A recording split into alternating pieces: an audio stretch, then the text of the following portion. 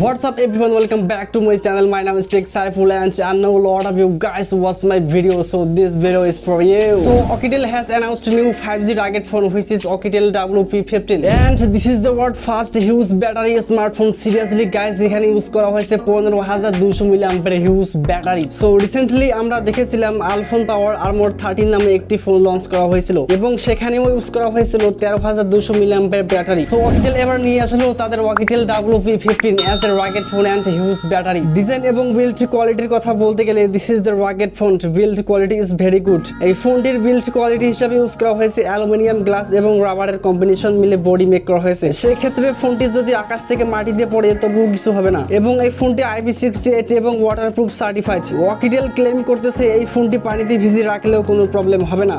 So তারই ধারাবাহিকতায় ফোনটি অনেক সময় ভিজে রাখা হয়েছিল টেস্ট করার জন্য।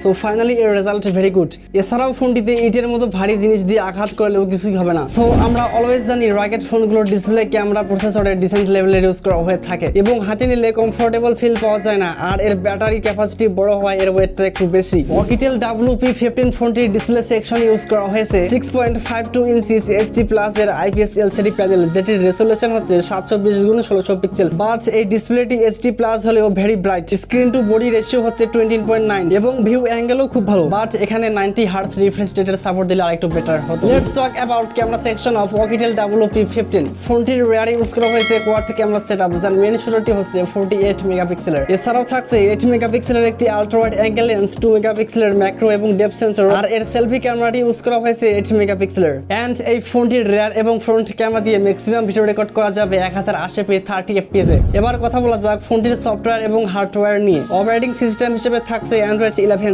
যেটি Oukitel এর নিজস্ব UI এর সাথে রান করবে। প্রসেসর সেকশনে ইউজ করা হয়েছে powerful gaming chipset MediaTek Dimensity 700 and this CPU based on 12 nanometer fabrications এবং এই ফোনটির Geekbench সিঙ্গেল করে রেজাল্ট করেছে 537 আর মাল্টি করে 1737 এর মতো, আর এর অন্তত বেঞ্চমার্ক স্কোর হলো 2,78,000 এর মতো। Regular day to day performance খুব ভালো পাওয়া যাবে। গেমিং এবং গ্রাফিক্সের কথা বলতে গেলে এর GPU ইউজ করা হয়েছে Mali G57MC2, যেটি 7 ন্যানোমিটার ফ্যাব্রিকেশনে বিল্ড করা এবং এই GPU কে 950 মেগাহার্টজে ক্লক করা হয়েছে, যার ফলে গেমিং এবং গ্রাফিক্স পারফরম্যান্স খুব ভালো পাওয়া যাবে। এই প্রসেসরটির CPU এর ক্লক স্পিড হচ্ছে অক্টাকোর 2.2 GHz, যেটির মেইন দুটি কোর হচ্ছে Cortex A76 এবং বাকি 6টি কোর হচ্ছে Cortex A53।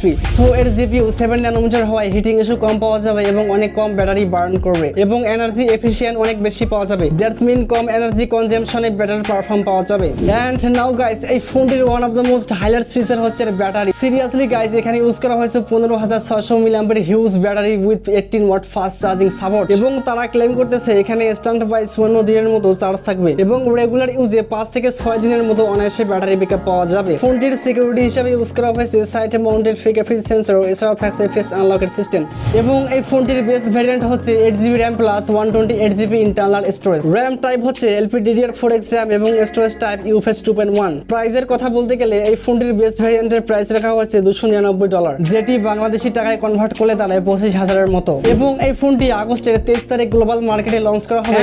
আশা করা যায় তার কিছুদিন পর হয়তো ফোনটি বাংলাদেশের মার্কেটে অ্যাভেলেবল পাওয়া যেতে পারে। And if you enjoyed this video, hit the subscribe button below, join the YouTube family. Thank you guys so much for watching and we see you again very soon.